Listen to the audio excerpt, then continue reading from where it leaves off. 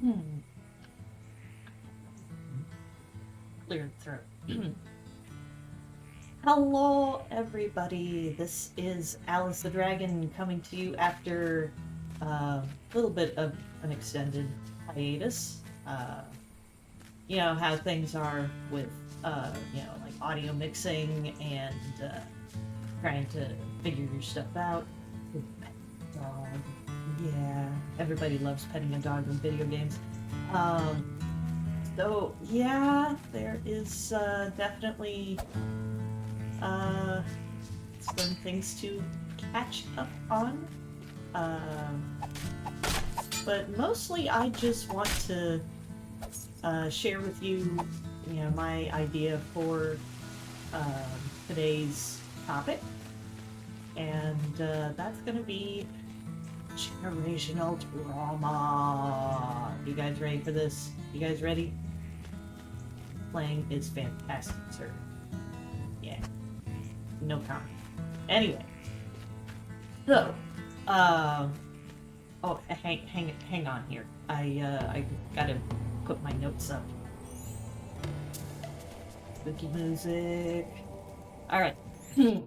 I actually wrote notes for this one. Can you believe it? Well, I wanted to make sure that I actually remembered the kinds of things that I actually wanted. This is like different from how I usually start.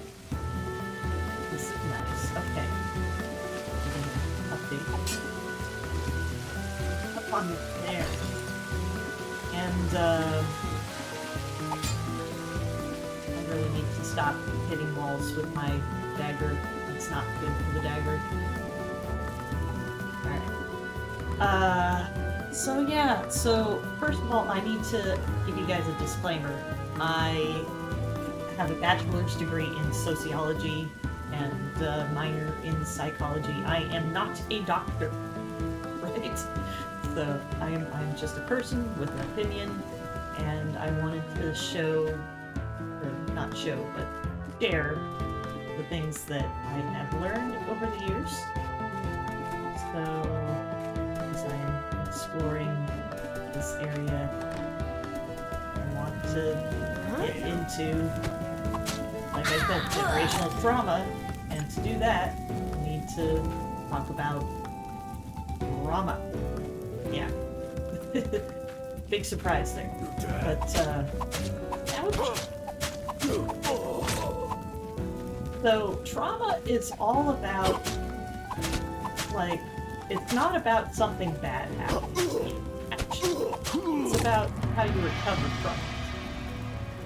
And, actually, we should probably talk a little bit about time worms, since that is something I mentioned in one of my previous delvers. So, you think about generational trauma in particular as, or even just generational anything. You think about it as, always get in the corner and changing your equipment. You've got your time worm that goes all the way back to when you were pre-born, and that's, in a way, that's when the time worms of you and your mother, and even earlier than that, you and your father, it's all connected. There's genetic, in between everything. Oh, you really want to get at me, don't you? Oh, there's a lot of you. So everything that, affects you now, to one extent or another, goes back to, the folks who made you exist. And I say made because who gets a choice in the matter? Okay. It's an excellent steel mace. switch those two around. And now my dagger can be my smacking stuff. So I still want to have a throwable. Where am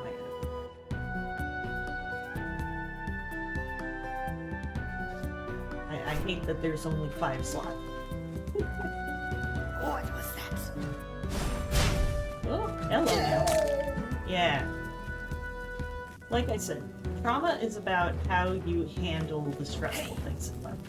Because life is stressful. And, you know, sometimes you make mistakes and get hit with the magic missile. Ouch. Alright, hang on. A little bit of food. Like, after trauma, you really need to do whatever is necessary to get you back to baseline. And that's true for everybody. And you gotta kind of take account of what you have and what you might need. You need to find a new direction. That's I heard something. up. And What was that? you can either use the bad things that happen to you as an opportunity for learning, like learning that I might need some defense. There we go, that's good. Oh, there's a bat. Hello, bat. Yeah. Oh, hello.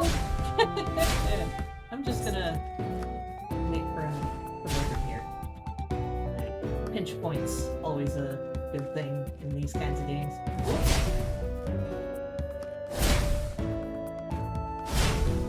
He's stuck now. Okay. Yeah, stop. So, yeah. And when trauma is not processed properly, it can get stuck. And by stuck, I mean like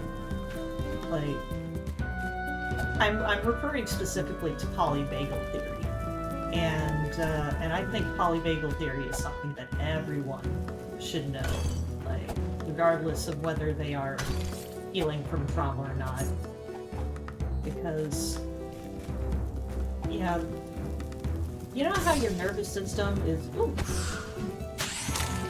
your nervous system is kind of set up with branches. Like if you look at one of those Grey's Anatomy pictures, then yeah, you see that the body is kind of built like an upside down tree. Like all the brain roots, and then you have all these branches into the body, and that's how your brain can control your body. And turns out there are some different according to Stephen Porges, you've got your ventral vagal nervous system, you've got your sympathetic activation nervous system, and your dorsal vagal nervous system.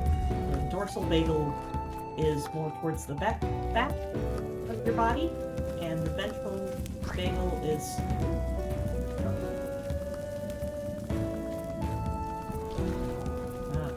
it's you.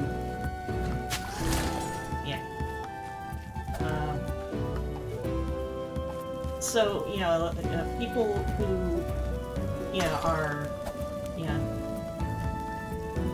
are in activation mode, they'll actually get tighter muscles in their back, which is interesting. So if you are chronically, and that is why I'm glad I'm using the throw.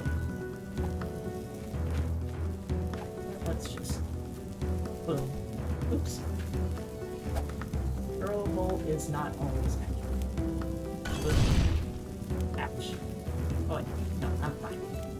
Oh, broken hand. There's some stuff back here. I'm kind of rambling around and taking things as they go. I always like books. Also. So yeah, like I highly recommend you dive into learning more about polyvagal theory. Just, you know, if you're struggling with either yourself or someone you care about, you know, because like it's really important to select higher factor. I will go ahead and swap you out. You can stay just as long as I have inventory space. You know, when you're gotta look at my notes. Right. You know, polyvagal theory, the nervous system gets used to being in a certain state or another. Ouch. Yeah, for example, getting used to being,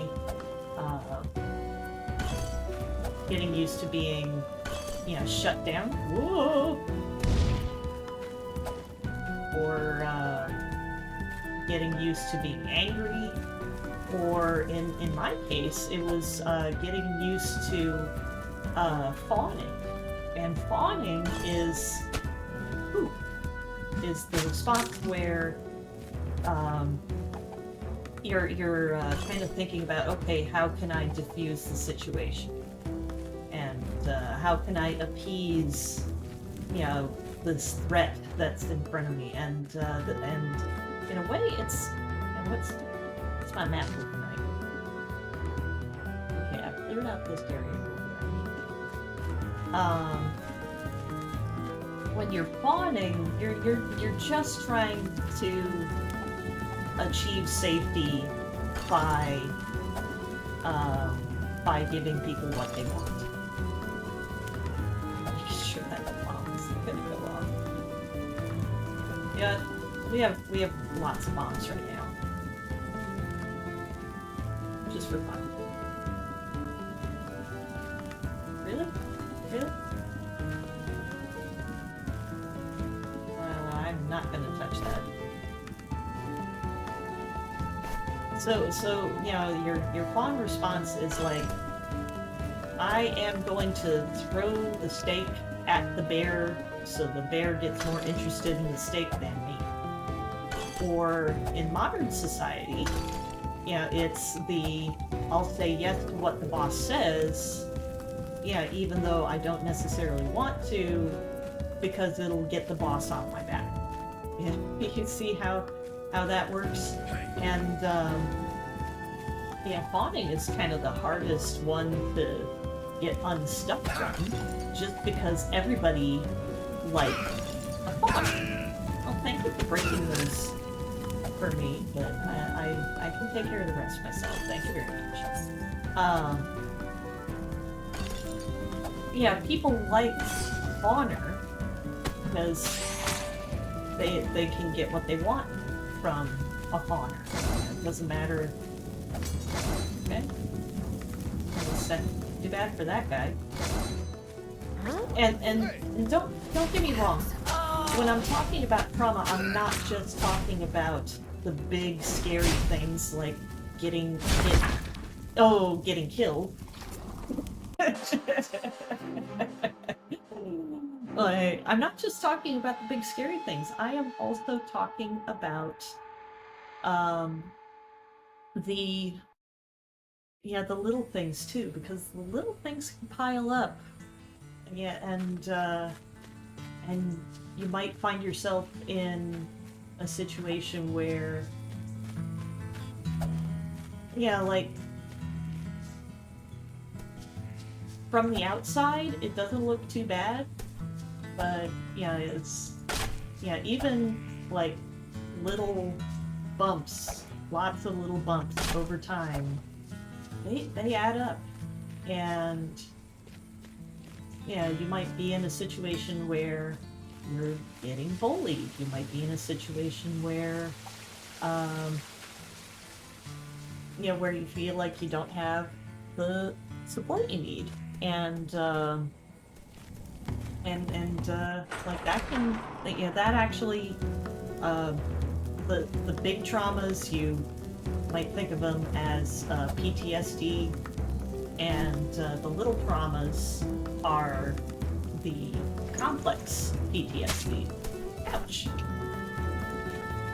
Well, I didn't mean that. Oops. Yeah. So when you're talking about, oh yes, oh that's just what I needed. When you're dealing with the complex stuff, you kind of have to be a little extra kind to yourself, because it is harder to deprogram that. Yeah, like yeah, if you're someone who was let's just for an example, if you're someone who grew up very very poor and did not always have enough to eat, oof, done. Yeah, you're gonna have complex trauma from that just because. Books. Throwing books. Gonna be throwing lots of things in this playthrough.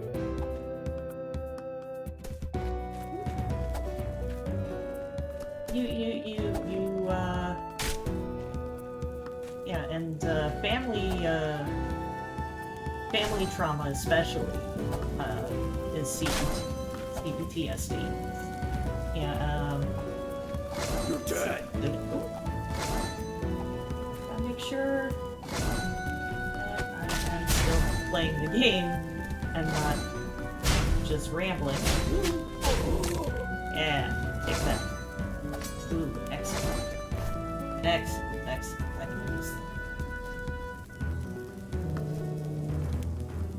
Let's do that.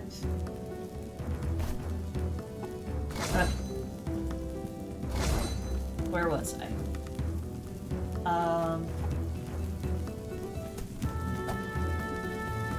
Yeah, so,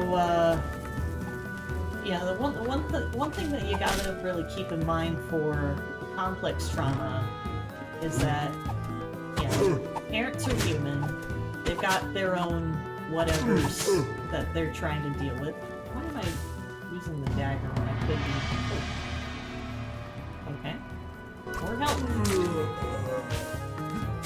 Yeah, they've got their own stuff that they need to deal with. And here's the thing. When you're a kid, we are wired, and I mean wired, to believe that every difficulty in the family is our fault. Yeah, that's just the way we are. Like, yeah, because, you know, when you are, you know, in a family that is, for whatever reason, having difficulties, maybe zombies are invading their house, and the bed's no longer safe because it's covered in zombie blood. Oh dear. Okay, I'm gonna wait until this poison wears off, and then I'm gonna drink some ale, because that's the smart thing to do. If I drink ale now while I'm still poisoned, then that's gonna be a problem. And newsflash, it's the same with trauma. You know, like, if you are actively being traumatized, it's gonna be a lot harder to do any sort of healing, because your body your body's still reacting to what's going on around you. And if what's going on around you is still dangerous or feels dangerous, it doesn't matter if it really is dangerous or not, it's whether it feels dangerous.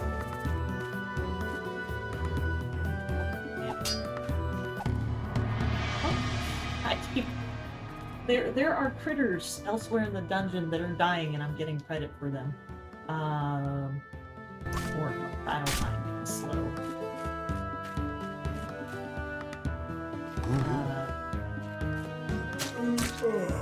And if because children take, you know, difficulties in the family as a personal thing, because they're literally wired for that. If you're going to be a parent, like, and you want to commit to being a good parent, like, you really need to work on healing. Because, yeah, oh my, survivor stream. Sure. Yeah, every parent out there has their own traumas to deal with, but you can't, like, how am I trying to say this? Yeah, there's lots of reasons for a parent to be unhappy with being a parent. And, yeah, some people, are surprised by their kid. See, there's one of those wooden committed self-unalivement. Can't really say anything more than that on YouTube, but whatever. And let me make a point about like if you're the type of person who is just like, I was traumatized by that in the past, and therefore I should avoid talking or thinking about it, please stop. Just no. That's not the path to healing. That is the path to getting stuck. That's how you get your traumas stuck in your nervous system. And that's not good. Nobody wants that. Should I try a potion? Let's try something. magic shield. That's a good idea right now. Yeah, I gotcha.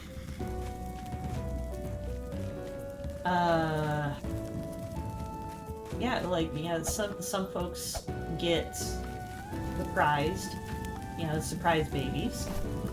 And some folks, feel like they're obligated to become a parent. And if just please don't. Nobody should be a parent that doesn't want to be. That's my personal opinion. While it's important to have people to continue being people in order for humanity to continue, which is my number one want for humanity. I want to have Star Trek future where everybody's getting along, and that's one reason why I really want to make sure that I'm passing on any wisdom that I have acquired in my journeys. And I'm hoping against hope. If I keep poking and spreading that kindness, I'm hoping that will lead to the Star Trek future eventually, even if I never get to see it. Best thing. Okay, there you are. Hey, drop anything? No. No, back upstairs. I really need some kind of healing right now, don't I? Let's try the blue potion. Restored! Yes! Excellent, excellent. So, yeah,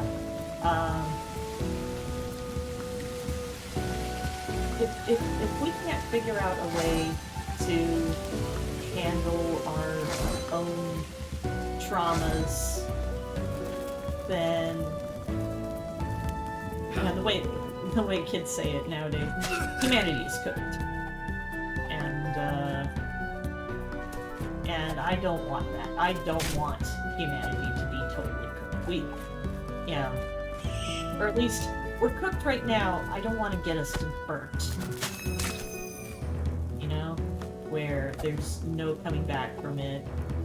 There's a difference between, experiencing enough adversity that you've got some wisdom that you can pass on, and the, pain that you're just holding on to, because when you're holding on to pain like that, it sort of becomes your identity it definitely became my identity a while. I had some experiences in high school where, let's face it, I was traumatized, and for a long time.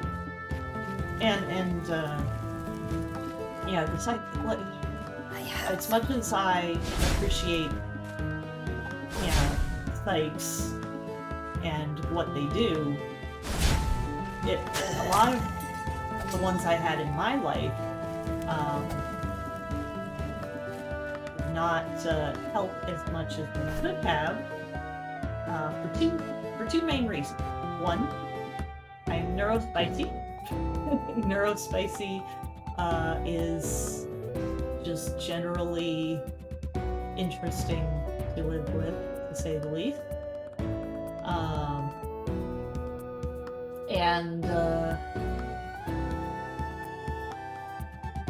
Instead of broken painting, let's switch to the book. And it did become my identity for a while, because the main way that therapy was going was, okay, let's talk about this thing that happened. Okay, we'll talk about this thing that happened. Alright, are you feeling any better? No, not really. Alright, well, let's talk about it again. Okay. Let's change your thinking about it. Okay, so my thinking about it is wrong. I feel bad about myself because my thinking is wrong. Oops. And, that's how a lot of neurospicy people end up handling cognitive behavioral therapy, which is the gold standard, and it is evidence-based and has been tested many times, and insurance really likes it because it is, goodbye book.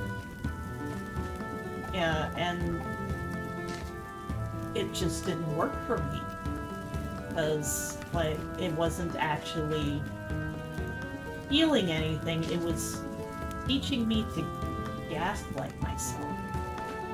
And if you've never heard of gaslighting, it is pretty much just, being convinced or convincing yourself, oh, this is us here. Let's try throwing the book on. Let's try accurately throwing the book on. Let's try. Dang it.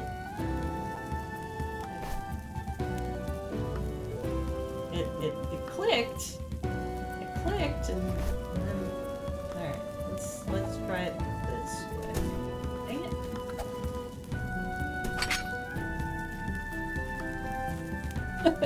This is, I don't want to step on that plate without something on top of it to hold it down. There's something I could use.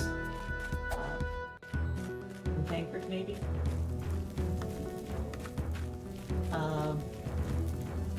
Yeah, when you're convincing yourself that, the way you're, dang it, when you're approaching things is just completely wrong.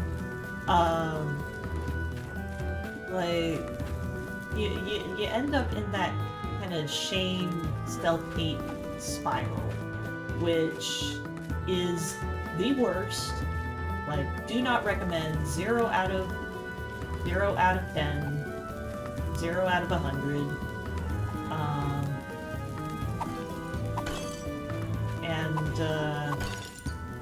Yeah, and you just kind of end up re-traumatizing yourself, you know, by just going over the same memory over and over again and being like, it's just not worth it.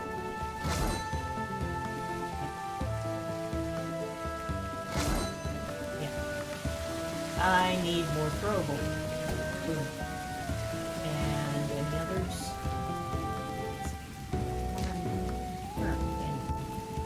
I never went up. Now let's actually go north for a little while and see where we're at. Oh, well, we found the exit. It's nice. You know me though, I like to investigate the whole thingy before moving on. And yeah. There's... Oh, I think I've covered a lot of it. Let's see. Got polyvagal theory, you know, when, you know, getting stuck in the trauma states, you know, your fight, flight, freeze, fawn, yeah, and flop, or faint. You know, they're pretty much the...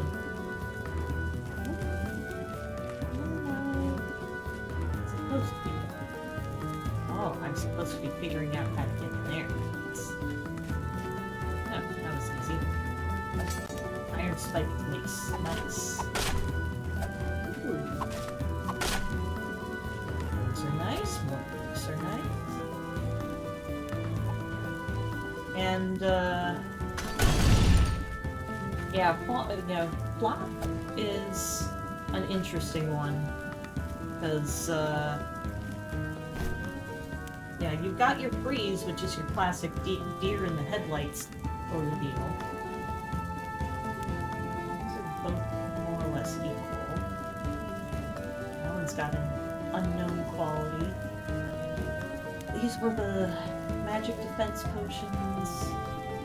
Okay, switch to skull. So, you know, dealing with a faint or a flop, it's the more extreme version of freeze. Yeah, that's, you know, freeze is when you're deer in the headlights, you know, going, oh no, like, waiting for a change to see when you can make your move. Keep turning myself around. Yeah, you're trying to figure out, you know, when it's time to make your move, and then there's the faint or flop response, and that is basically you're getting ready to die. Like, and some people get stuck in that state really hard, and it's not necessarily their fault. Actually, no, it's not their fault. It's the fact that they never healed that trauma response, or never got the help that they needed to heal that trauma response, and so yeah, they're just. Oh, is this the? No, it's a different one.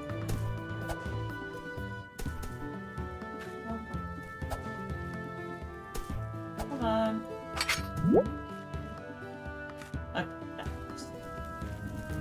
Although I got caught in the blast, which is not good. But at least it'll sit there. Not. Oh, there it is. Another skull buddy.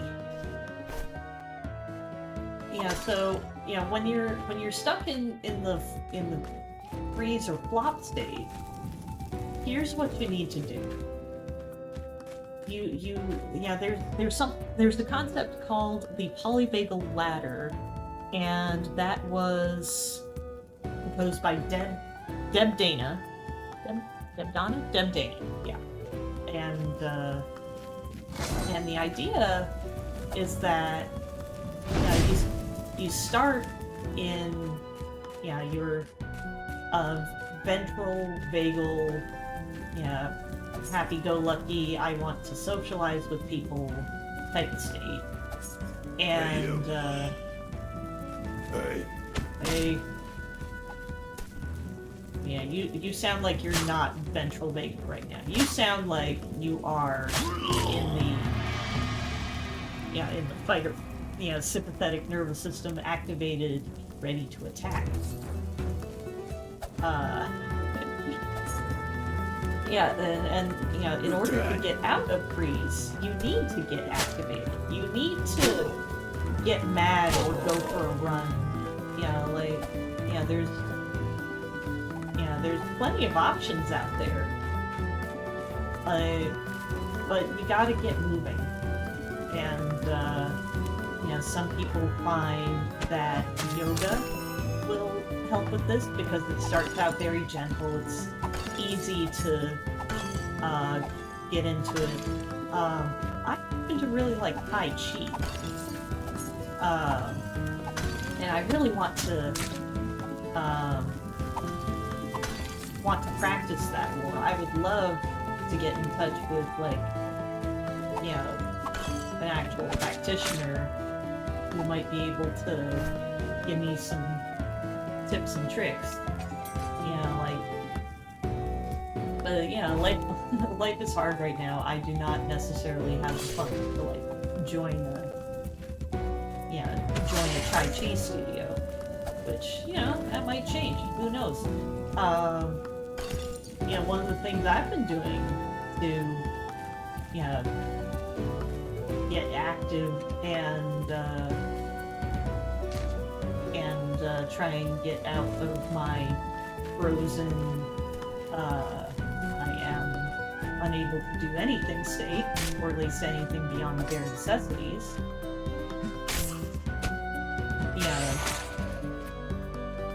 I've been really pushing on getting my business up and running. Yeah. Did you know I have a business? Probably not. Probably yes. I don't know. It depends on who you are watching this. And around this way. Gotcha. Another platform. Looks like it's not worth juice, not worth the squeeze. Boom. And where was I?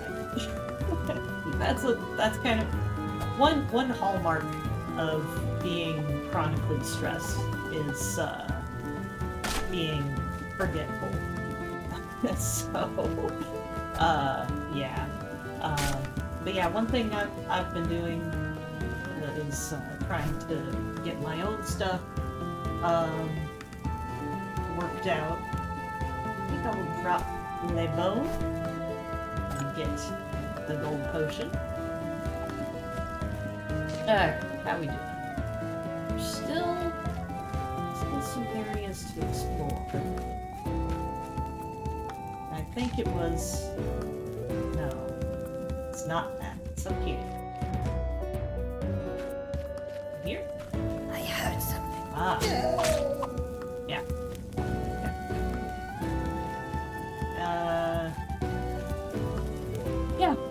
So, when you're... I'm healing from that, which is great. Hey, you. Hey, you. Getting myself activated, trying to get enough exercise, and just trying to improve my situation however I can, and learning how to cope with the daily traumas, yeah, in a healthier way. So I hope I'm achieving that. I try to I try to be proud of myself for every little thing. Yeah, like being a chronic goner. I get proud of myself for getting mad, especially if it's an appropriate mad. Yeah, sometimes it goes a little off the rails, but yeah, that's like it's a new tool to me. So many bombs. I'm just gonna not even just gonna drop it. Huh? Throw a bomb into this room just to explode all these crates. There. And look, I got another bomb out of it. I'm gonna find another place to explode crates. Yep. One thing I'm really proud of myself is like actually admitting that I needed help.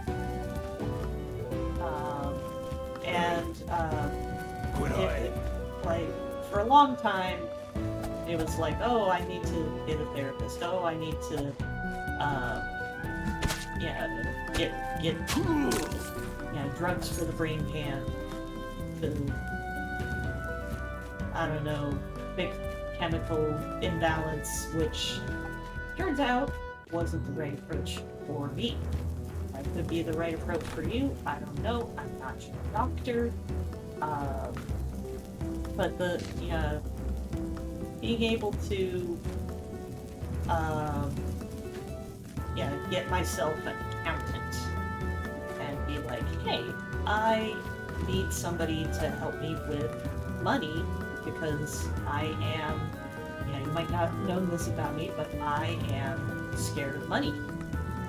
Can I just not throw you, but just like drop you for a moment? I'll drop the book actually. And put a butler in my offhand. It's extra protection. Better good stuff.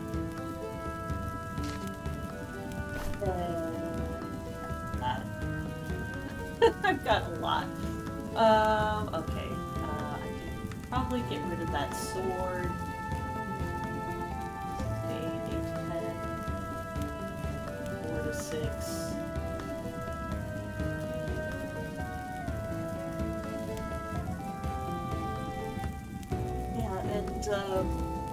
Yeah, when you're healing from trauma, being proud of yourself for the little accomplishments is one of the first really good steps that you can take. And I'm not just saying, pat your back every time you get out of the house, but like take the time to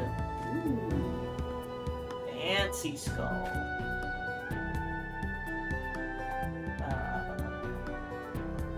Whoosh. Ha. A fancy skull. I know he's not particularly fancy, but he's my skull now.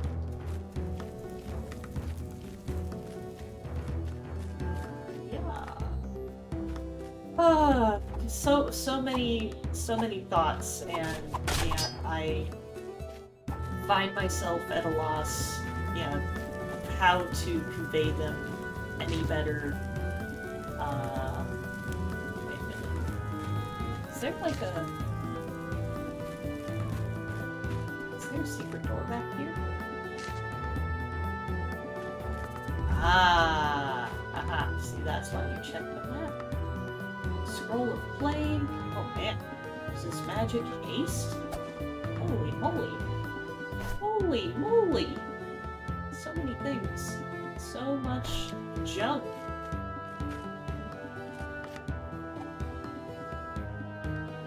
I actually am not a big fan of bombs. This is magic paste.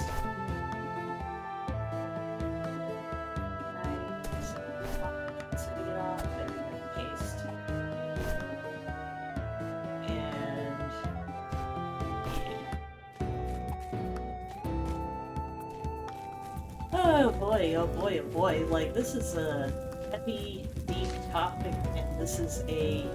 We are almost done with this dungeon. And I'm glad that I'm able to share what wisdom I can. Like, now that I have my account, and now that I have my website, yeah, I can focus on the things that are important to me, like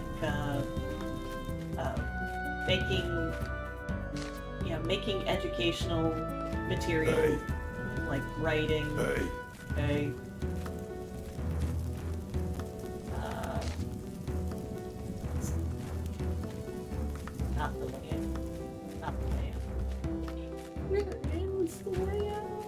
It's over here, maybe? Yeah. Hey. Hey. Oh. Ouch. At least I'm doing a little bit better. Like, I had my setback. Now I'm actually getting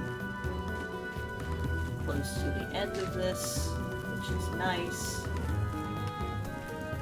And I hope that you enjoyed coming on this rambling journey with me. I do enjoy making this quite a bit. I don't enjoy getting hit with fireballs, but yeah, that's the way things are. Alright, let's explore. Alright, I'm just gonna set off the bomb. Ouch! Well, I guess that's the end of this run. Well, thank you for coming along with me, and living through my traumas with me. Um, yeah, I thank each and every. I'm so glad that you wanted to actually listen through to the end, and this episode goes out to someone in particular. You know who you are. I hope that you're glad that uh, that I'm back, and I just want you to know anytime you want to talk again, just let me know. The door's still open. So anyway, love you all. Bye.